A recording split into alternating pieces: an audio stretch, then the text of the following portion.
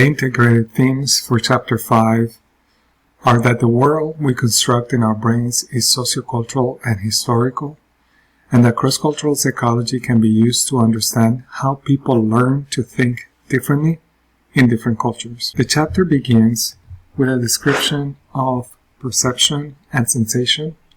Sensation is how we translate physical energy into neural signals, and perception is how we organize sensations. The patterns that we use to interpret the world are based on our perceptual abilities to make sense of the world that we live in. This world that we live in is sociocultural and historical in nature. We learn to interpret the world based on our experiences, based on our interactions on an everyday basis with the tools, the object, the people, our ecology, the environment that helps us develop different cognitive abilities.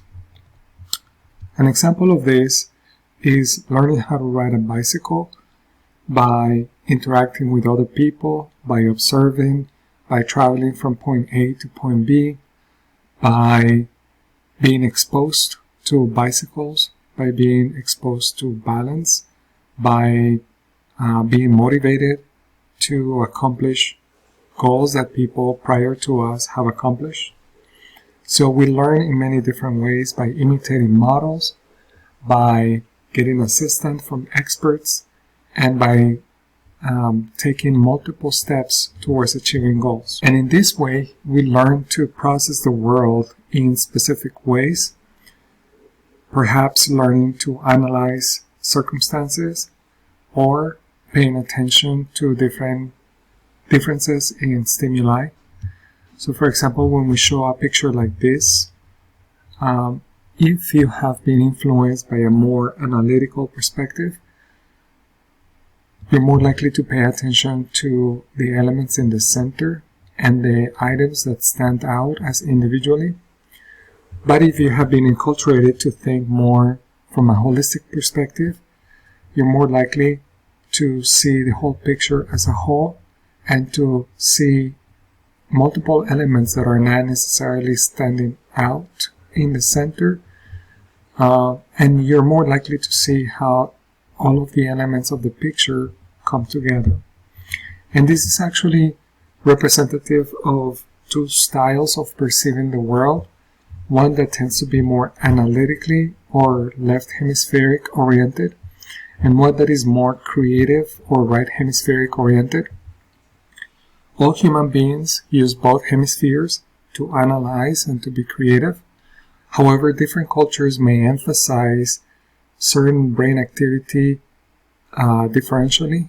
In the West, because we have a tendency to be enculturated to be more individualistic, we are mentally more likely to represent relationships in terms of analytic elements, separate elements, using a sequential logic, versus a more integrated perspective of the world that comes from the philosophical traditions of the East, where the whole is often perceived to be in harmony, all of the elements coming together in place.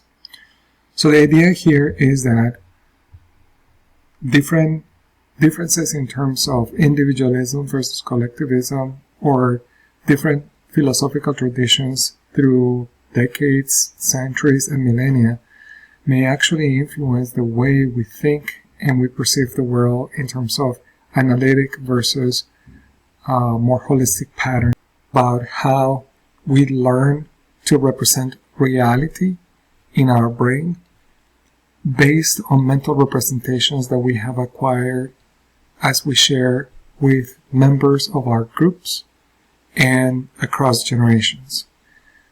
Culture in this way, at the cognitive level, is reflected as mental representations that allows us to think and organize the world mentally, and the type of mental representations that we carry with ourselves are pretty vast. We carry around mental representations that include biases. Biases because of how we remember information. Biases in terms of having too much information, perhaps, noticing things in a more frequent degree than they actually happen, for example, or sometimes overlooking evidence and filling in the gaps when we actually don't have enough information. Or sometimes we have biases because we need to act fast.